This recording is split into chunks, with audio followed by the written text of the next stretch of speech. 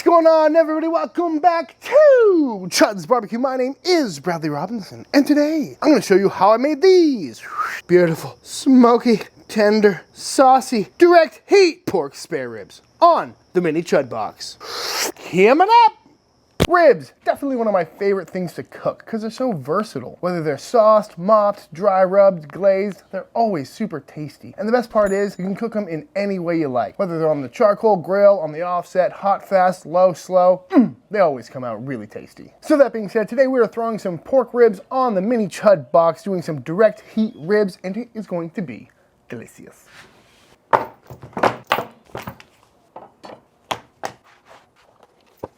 This is a rack of pork spare ribs. And this is the rib of choice you're gonna find down in my neck of the woods. And that's because they're the biggest, fattiest, juiciest ribs available. You've also got your St. Louis cut, which is a variation of this. Then you got your baby backs, which is the loin ribs, which are also very tasty, but they're a little smaller, a little leaner. So if you go to a Texas barbecue joint, this spare rib is what you're likely going to see. So I'm doing a basic trim job on this. I've trimmed these a few times on the channel, starting by taking that skirt off the back, taking the last few tiny little bones out of there. We're gonna remove this chine bone here, and if you look right where this ends, right in there, there's some cartilage you can kind of get through. Just going right through. This is a great little pit snack. Throw this on. Flip it over. Now we're just gonna go for a general shape. Just taking this thin top end off a little bit. Always round your corners, folks. And then we got this little patch right here. This is just a piece of meat. It's just gonna burn up, fall off once all this fat underneath it renders. So we're just gonna clean that up. You don't have to take that off, but if you're going for a presentation, take that off. This also makes a good little pit snack, or great for sausage. And there we have it. That's how you trim a rack of spare ribs. Super quick, super easy. Whenever you're buying ribs too, you always wanna try and find the ones that are the most marbled. These are pretty nice, big and fat. And on a St. Louis cut, you would basically come through and go right there, squaring all this off, and you're losing all of this top meat up here, all those rib tips. In fact, let me grab some. This is a rack of St. Louis cut ribs I picked up today as well. As you can see, they're already nicely squared up. Chine bone removed. Still got this skirt on here, so we're gonna take that off. And if you're just cooking at home, you don't have to trim your ribs. You could leave this on, but it's just gonna burn up. You're gonna get pockets of rub in weird places. So it's always a good idea to clean these up the best you can. Very nice. Oh, look at that. Got a broken bone on these. That's unfortunate. Yeah, guess we're gonna have to lose this end. And again, we're just gonna round this really thin tip off on the thin end of these ribs.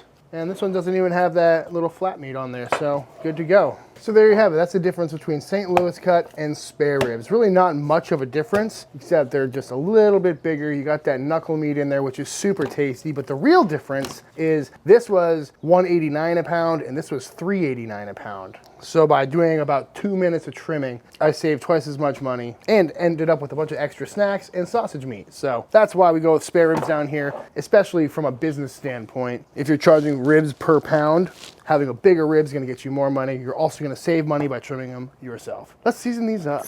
Also, will someone tell Babish that I wanna be friends? Loving the knife. As for seasoning these ribs, you can do whatever you like. You can put whatever flavor profile you want on these. Any rub you like will work just fine, but you know me, I like to keep it classic. So I'm gonna go with a little salt, pepper, garlic, because I'd rather taste the cooking method than the rub. So just a nice even coat of kosher salt, as well as some 16 mesh black pepper. Looking real nice. And as you can see, I leave the membranes on these, and I do that for a couple different reasons. First and foremost, if you cook it right, that membrane is gonna be completely edible. Not a problem at all, especially how we're cooking them today. Over the direct heat, it's gonna get super crispy. It's also gonna help protect the meat. Another great reason is that there's a lot of fat underneath the membrane. You can see it right here. There's a big band of fat, and we wanna keep that in there. If we took the membrane off, we'd lose a lot of fat with it, and by leaving it on, it'll stay in there and kind of comb-feed the meat on the inside a little bit. Also, who has time to be taking off membranes? Come on, it's a pain in the ass. So again, just a nice even coat here. Definitely want to be using kosher salt for this. Table salt would be way too much. And a lot of people like to let their rub kind of sit on there for a few hours beforehand. I don't really fall into that camp. I get the principle of it though, kind of like a dry brine, letting the salt really work on the meat. That way you get deeper flavor penetration. But I figure by the time I get that fire started and these on the pit, it's gonna be about 20-30 minutes anyway, which is plenty of time. And ribs are super thin. It's not like you really need the salt to do that much penetration power as you would on, say, something like a 2-inch tomahawk or something. Little garlic powder, just because I like it. Helps with color too. So there we have it, some beautifully trimmed up, seasoned up, beautiful pork ribs. Sometimes I get questions about what kind of salt I use. As I mentioned, kosher salt is the only salt on this channel, but I like to use Diamond Crystal kosher salt. That's what I got in here. And the reason I like it is because it's a little more flaky as opposed to cubey or chunky like Morton's is. But the difference between Morton's and Diamond Crystal is all about the shape of the grains, right? This is kind of more like a Malden salt or something like that, but it's still pretty small and fine. Morton's is like tiny little cubes, and they have different weights. So if you try one of my recipes with Morton's and it comes out a little too salty, consider picking yourself up some Diamond Crystal. Whoa. Uh-huh. Oh, it's gonna be a good day.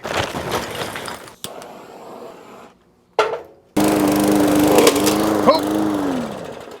86 that boot snake.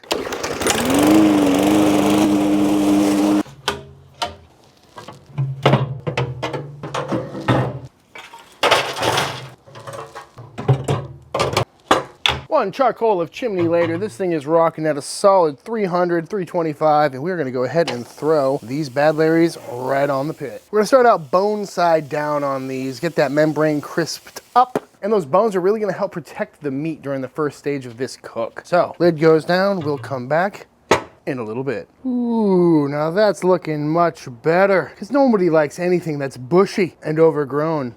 This video is brought to you by Manscaped, and fellas, if you're in the market for a quality buzzer, Manscaped has got you covered with the Lawnmower 3.0. And I know what you're thinking. You may be a little nervous about trimming around the old wedding tackle, but Manscaped's got you covered with the ceramic blade that is designed to be very gentle on the old twig and berries. If you're unfamiliar with Manscaped, they are a company fully devoted to the care and maintenance of your meat and veg, with products like the Lawnmower 3.0, Crop Reviver, and Crop Preserver. So if your tallywhacker needs a good weed whacking, do your coin purse and mine a favor by clicking the link in the description, taking you to manscaped.com, using the code CHUD at checkout for 20% off your order as well as free shipping. Thank you, Manscaped. We're about an hour and a half into this rib cook, and I'm gonna see how these bad Larrys are looking. Ooh, smoky. It's at this stage I'm gonna flip these over, start cooking from the other side now that we've got some good color on the back here. And as you can see, we've got some beautiful color. Oh yeah, smelling so good. We're gonna let that meat side crisp up for another hour or so, and then we'll see how they're looking.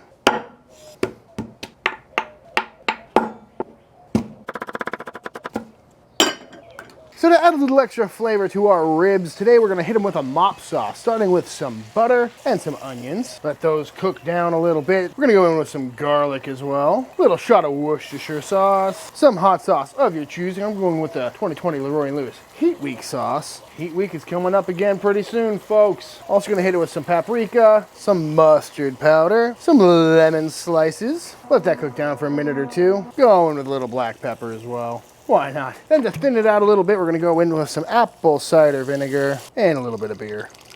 And once it's simmered for a little bit, we're gonna go in with a little bit of brown sugar as well, because we are making ribs after all. Let that dissolve and your mop sauce is done. 3 hours into this rib cook total, and we're gonna flip these back over. Oh, look at that color. Oh, that's what direct heat is all about, folks. Hard to beat that caramelization. Oh, it smells so good. And you know the drill from here, folks. We're gonna start hitting these with some nice mop sauce. Up and down, everybody. You know the drill. It's gonna add some nice flavor, nice acidity, a little bit of tang, as well as dripping onto the coals, creating some even more flavorful smoke. I mean, just look at that color already. Oh, after another hour or so of periodically mopping these, that mop has set on real nice. We got some beautiful color on these ribs. They're smelling fantastic. I think it's time to wrap them up. They feel nice and tender. They're reading right around 200 degrees, so we know these are gonna be good. I mean, would you just look at it? And as always, we're gonna wrap these meat side down. We're gonna hit them with a little more mop on this back side before we wrap them up.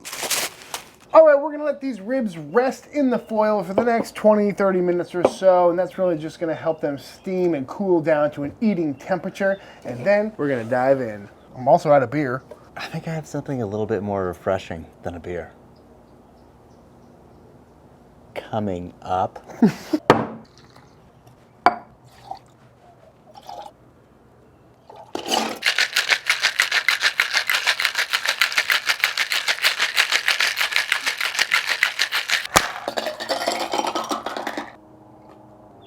And we gotta just spank the mint, dirty mint.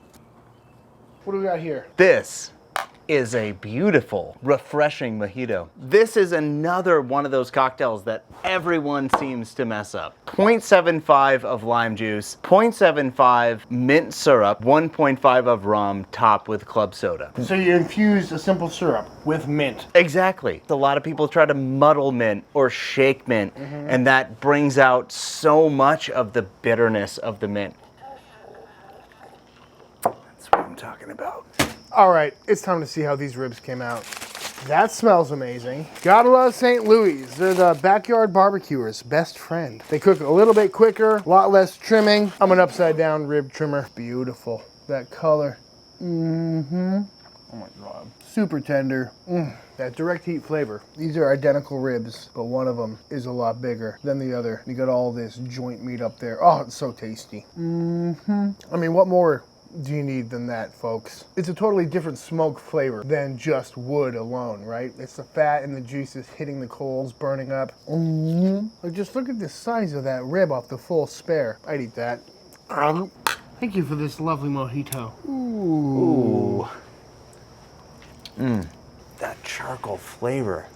Clean up the bone membrane. I eat the membrane. Kind of nostalgic charcoal grill flavor to it, yet it's still tender and juicy, just like an offset smoked rib. Good gravy. It's that iconic flavor. The best of craft barbecue meets nostalgic 90s dad. I would eat this rib over an offset smoke rib any day. Ah! All right, y'all, and that is it. That is how to make some delicious direct heat pork spare ribs. I highly recommend giving this one a try. It's a super efficient, easy way to make some amazing ribs, because it's hard to beat the flavor of direct heat. And also, I've done this cook in 3 hours before, which is great compared to the 5 or 6 it takes on an offset. But if you enjoyed this video, please be sure to let me know by hitting that subscribe button. Let me know in the comments down below what you'd like to see me cook next. Head over to patreon.com/ChudsBBQ for more bonus content and behind the scenes action. Keep an eye on ChudsBBQ.com for shipping availability for the tortilla press and for the Chud chimney. And until the next time I see you, please go cook something outside. Peace!